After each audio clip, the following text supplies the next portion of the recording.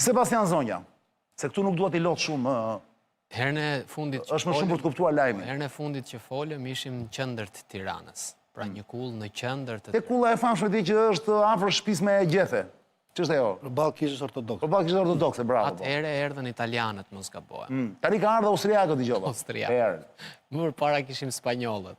Se kjo është histori brillante, ë? Thonë rreth 50 milion lejene, thoshte, 50 milion euro në ditë. lejene pra. Po, lejene. Për këtë rastin sot.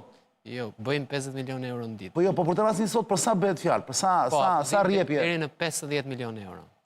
Theri e papar nga koncentrat në Shqipëri, se e marrin nga theri e papar, vëlla. Duhet thënë që chapeau l'artiste thon francezët. Është më mirë se kokaina, më. Chapeau l'artiste, më thënë, bravo. Më mirë se trafiku kokainës. Je, po janë dhe shumë të zgjuar, më burr. Marketier të papar. Këta njerëz janë të papar, më burr. Këta njerëz shumë se kuptoj dok. Qeveria duhet i mirte. Me këtë talent që kanë këta, do kishin bërë namin, më burr. Kushta ty që nuk i ka marrë qeveria? Ta shesin deri për Megjithëse daj. po i kapun në formë tjetër, po bravo Indrit, janë dakord me ty. Po Sebastian. Në fakt këta përdor për çdo lloj pisliku, po mire ke. Sebastian. Edhe bukra është, domethënë që policia kreu këtë aksionin, po ka dhe një lajm tjetër që është brenda kësaj. Njeri që dyshohet që ka një call center, ka pas ande nga Divjaka nga Lushnja, e morën peng. E morën çuan edhe njerit që ka një bank. Edhe e morën dhe e çuan diku në një periferi të Tiranës. Po? Edhe i thanë jep 2 milion euro. Tani ky Më fal, shije ka kjo histori tregove ti? janë gjithë për call centerat. Ky tipi Mimi, po unë njerë do të më shërgosh të sotmen, pastaj të vemi të bëjmë atë, të bëjmë backgroundin. Po them pra, sepse është shumë e ndërlidhur. Kjo sot më e para njerë në në shkullë është bërë. Është policia, jo, nuk kam informacion për këtë. Thjesht ditët... Nuk dihet vendi se ku kanë shkuar. Kjo është më duket se është... Në cilën lagjet? Është në qendër të Tiranës. Shkullat që përpin para, e burr. Nuk është tamam në qendër të Tiranës. Dhe këtu po flasim për një operacion, i gjerë, i policisë shqiptare, kanë ardhur austriakët, çuditërisht gjithmonë ikin këto njerëz. E kërkuan nga austriakët kjo? Po, çuditërisht ikin gjithmonë. Patjetër, ata lajmërohen. Ka të dhëna dhe ka dyshime që policë të nivelit lartë paguhen prej këtyre. Diskutohet. Nga këto, nga bastet, nga të gjitha. Se ky drejtori i ri i policisë, nga që ky nuk paguhet prej call centerave, do i sulmoj. Normal. Ky është lajmi mirë. Ky është lajmi mirë. Po, por nëse ata vinë dhe ofrojnë diçka, edhe ky nuk do i sulmoj më. Ky ka treguar që edhe unë po të isha. Edhe plumbit nuk i ka bërë vërtet pas. S'kem fol akoma për drejtorin e policisë, do e bëjmë një herë tjetër. Nuk e dim kush është ky personazh, po. Është interesant. Dhe ç'a ndodh? Domethënë, këto spanjollët kur erdhën thanë që këtu mund të ketë abuzime deri në 2 miliardë euro. Pra e shef për çfarë po flasim? Pra po flasim për ato që fitojnë miliona euro, që drejtojnë call centerin. Po flasim për ato që bëjnë telefonatat për të mashtruar njerëzit që i kanë ruajtur lekët për hall, se di disa raste. Këtë janë për konsumatorën e europian. Ishte një se ta janë konsumatorë të BE-s, këta që lënë lekët tu. Po pra. Dhe unë këtu kam një pyetje ekzistenciale të paparë, vëlla. Më vjen keq. Ka menduar njëri për zhgënjimin atyre njerëzve kur shohin që këta i mbyll policia, e di ti se çka kënaqësie dhe libido marrin ata kur paguajnë këto lekë? Me çfarë do të zvendçojnë këto? Ja për shembull, ju nuk e merrit, ti nuk e merr seriozisht ti që. Imagjino një plak, një burr plak, një burr i vjetër, i moshuar, 70 vjeç, po themi që ka lekë më një vëlla. E thot dua ti luaj vëlla. Dakor? E merr tipi nga Shqipëria, nga ky call center i shkap sot, dhe ai investon aty, nuk e di sa mund të hedhë, 1000 euro, 50 euro, varet. Tani merr vesh ai tipi që ky call center i ka lekët ky, domethënë call centeri. Kjo firma që ka lekët ky, operatori është burgosur, është mbyllur ajo. Këton dëshpërimin e madh të kësaj? Dipse nga nuk i mendon njëri fare. Arian, nga klientët që kanë pasur në çështje penale, se natyre, më kanë thënë një gjë, në bisedë konfidenciale, që pjesa më e madhe këtyre që mashtrohen, më shumë vojnë për një shok që flasin për gjithçka. Pra në një lloj forme blen emocionin me atë që flasin, sesa ideja që do fitojnë ose jo. Sepse talenti këtyre që janë punojnë të këtyre call centrave është që i bën si një mik i ngushtë. Fillon loja si një konsulent ekonomik, financiar, ku ti të bësh investime, dhe kalon në një lloj psikologu me cilin ti flet gjithçka. Dhe kjo është realisht varësia se si këta i zhvasin këto para.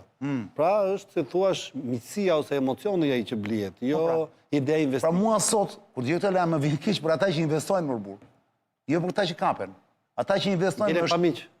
Ngelen pa libido, më burr, nuk kanë libido. Po e dishëm më thënë bigjoz apo jo, se një lloj bigjozi është kjo apo jo? Ta nuk e din që po mashtrohen nga ta. Ata mendojnë se po luajnë në bursë. Ose nga tro.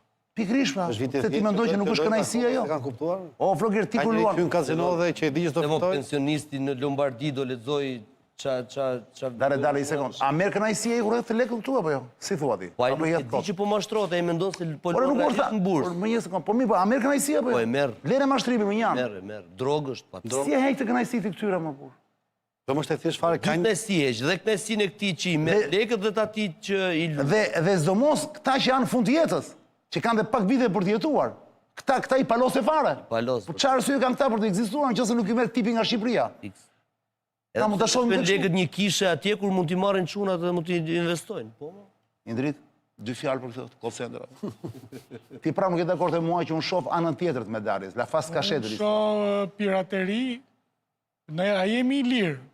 Kjo tregon që jemi pasardhës të piratëve i lirë. Tani thjesht kemi pirateri teknologjike. Që vinë ato shtetet e huaja Roma, Kos dhe na kapë call centerat. Po jemi në pirateri. Është mënyra për të Me që ka disa parte, ne këtu në studio, duke që se jemi mbi palat, a duhet mendojmë për palën tjetër? Si të mendojmë, kështu me emocion, me dashuri? Jo, a duhet mendojmë kuptimin për shqetësimin e tyre, dakord, mo shteti, policia bëri mirë se ka kapur rë, ka sekuestruar nuk e di se sa. Është e vërtet kjo? 1 milion euro, po.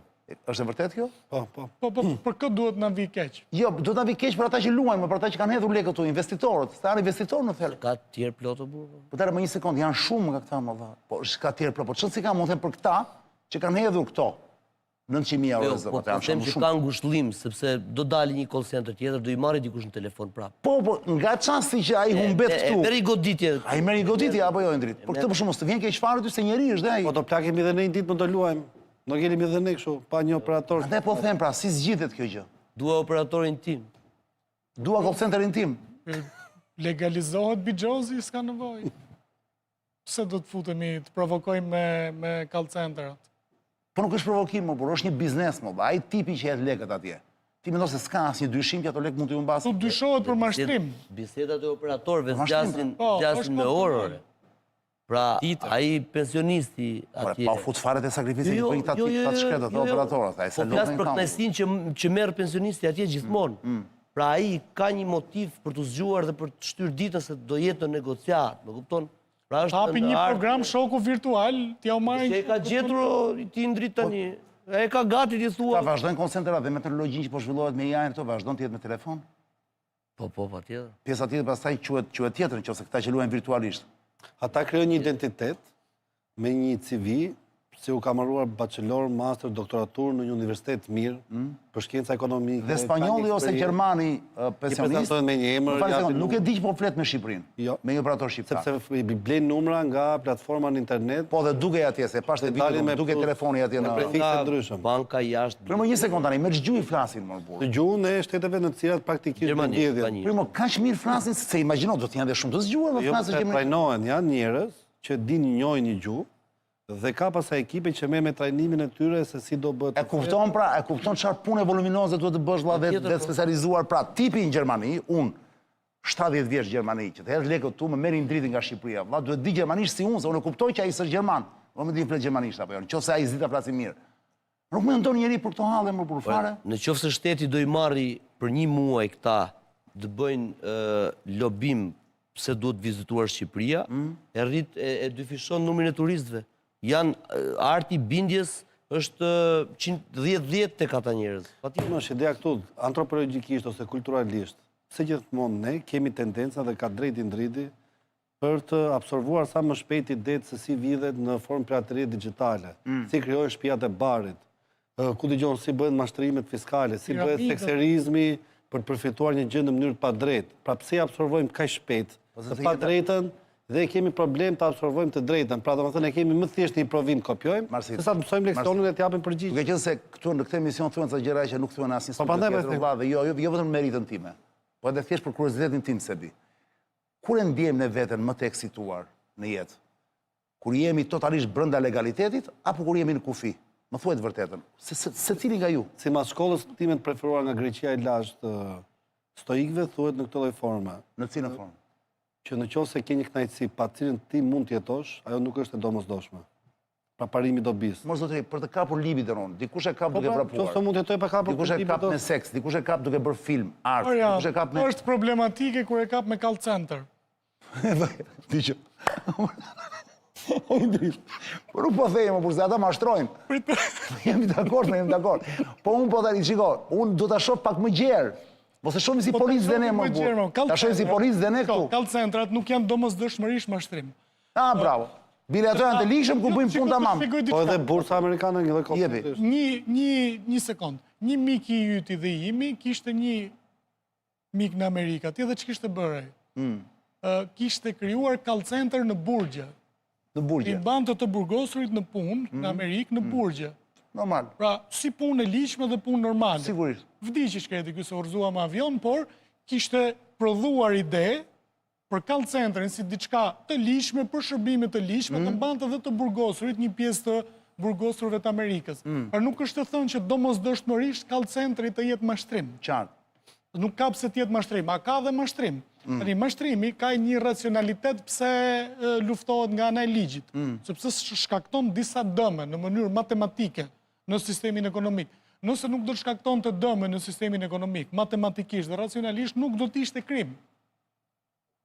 Le ta marrim që pensionisti gjerman dhe italian i vjen mirë sepse ka një shok për të komunikuar, por në tërësinë e saj krijon probleme jetësore të njerëzve, probleme financiare tek njerëzit. Duke u marrë parat ose mundin se kështu gjikohet kur ndërtohet një ligj. Prit pra një sekundë, sepse jemi dakord te kjo, me kjo pjesa, e kuptojnë legalitetin dhe jo e kuptoj shumë mirë. Problemi është, ata tipa andej që hedhin ato lekët, vërtet realisht ne duhet mendojmë që ata janë të sigurt që këtë që po investojnë do ta marrin mbrapsht, do ta marrin më shumë, se ju mendoni se ata nuk kanë asnjë dyshim? Qofse s'kan as dyshim, atëre t'ju bëhet shumë mirë që pësojnë të dëmë, se njeriu si mund të hedhi para se merr dikush telefon, mërë zotëri. Mori ndrit. Po ta kështu ka shkuar, unë s'do e kisha bërë, sa herë që më dërgoj një kod kështu, klikojni në këtë. Bravo, i fshin. Nuk i ka marrë. Ah, bravo. Pse, sepse njeriu normalisht dyshon. Këta që s'dyshojnë fare, këtyre t'ju bëhet mirë, the mund më dha, se është e pamundur ndryshe, mori ndrit. Moralisht ju bëhet mirë, dakor. Je dakord e mua. Po moralisht unë s'jam mas njerë të kjo ideja e trysnisë që t'ju bëhet mirë. Unë jam njëri që vjen gjuna. Unë e them t'ju bëhet mirë tani për të bisedës, mo. Nuk është se kam ndonjë gjë me ata se gjunat shkretët, po. Që më vjen gjuna për njerëzit, por kjo duhet të luftuar dhe duhet të informohen njerëzit që të mos mashtrohen. Ka dhe call centra të ligjshme. A t'ju bëhet mirë, po t'kapim atë anën e errët, që mirë t'ju bëhet se vetë e kanë kërkuar. Centrat e ligjshëm janë shërbime që janë nisur me kompanitë. Ata janë mëse marrin mua në telefon, ju marrin të gjithë. Këto janë forexe, këto janë tjetër që është nivel. Dhe mua nga ndonjëherë më vjen dhe keq që ja mbyll tyre të ligjshëm. Dhe më ka gonçeka. Se marrin thonë jemi një kompani gjermane, thot ai. Këto besoj janë koncentrat të ligjshëm apo? Po, jemi kompani gjermane. Janë vërtet kompani gjermane. Po. Po thjesht nga që të flet gjermanisht, ti nuk e merr seriozisht si ata. Edhe bam janë mbyllur. Po. Edhe turizmi dentare, më the thash, ka call centra që i punson. Po gjithçka, më gjithçka. Po ne po flasim për ato ustallarët që Është freudiane këtë kjo që thotë Arjani, që ju bëhet mirë, domethënë, të kënaqemi nga mashtrimi. Ora unë e them pak në mënyrë brutale. Se punojnë, o Floget, ka dhe një se punojnë drejtë, për shumë call center ka pas dhe zoti shejaj. Po, s'është përforë për këtë gjëra. Jo, nuk i ka, jo. Po nëse ai ka ish i ndershëm, ai ka punuar ndershëm, poni tani, mos themi atë që është, nuk ka lidhje fare goni me këtë punë. Ma dhe ka shpëtuar një kosh mund të vështirë. Bëjmë xhiro te Çileku. Çileku 100 ka 100 në shëmbi 100 shtete, zënë, është brand, super brand ndërkombëtar.